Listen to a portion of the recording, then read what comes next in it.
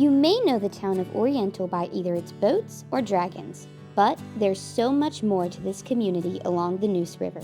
And the first stop is the Oriental History Museum to get a little background.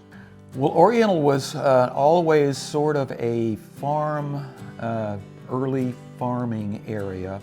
From that humble beginning, it went through what I would call several different periods of what I call Renaissance. How it got its name was sort of an intriguing story. At the time, the U.S. Postal Service was trying to eliminate misdirected mail.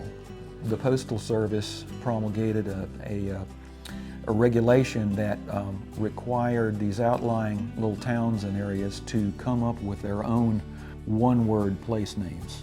The postmaster at the time, Lewis B. Midget, his wife, Becky Midget, was on a trip to visit relatives in Manteo, and when Miss Becky, as she was called, was visiting her friends and relatives in Manteo, she saw the name Oriental somewhere in a house she was visiting.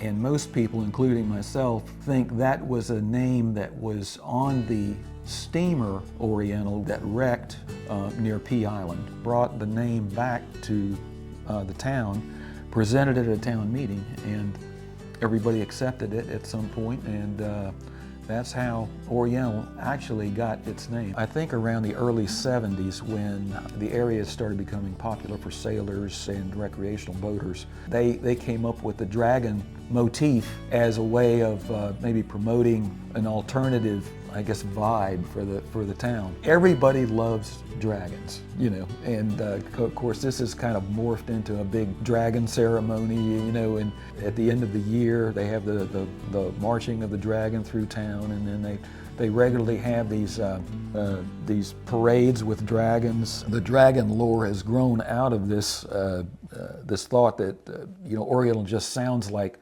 something exotic. While the dragon is the town's icon, the History Museum's adopted symbol is the compass rose.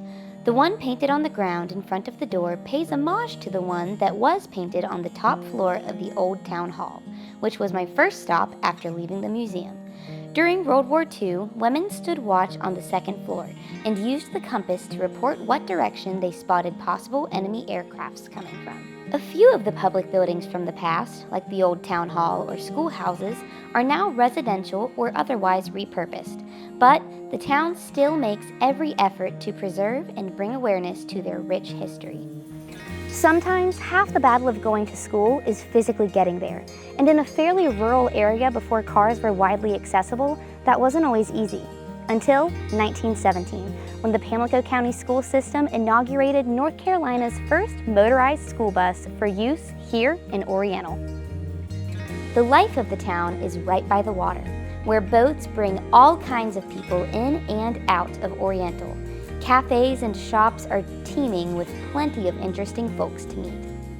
One of the things that I found very fascinating about the town was, you know, where'd all these people come from? Well, Oriental is right on or just off the Intercoastal Waterway.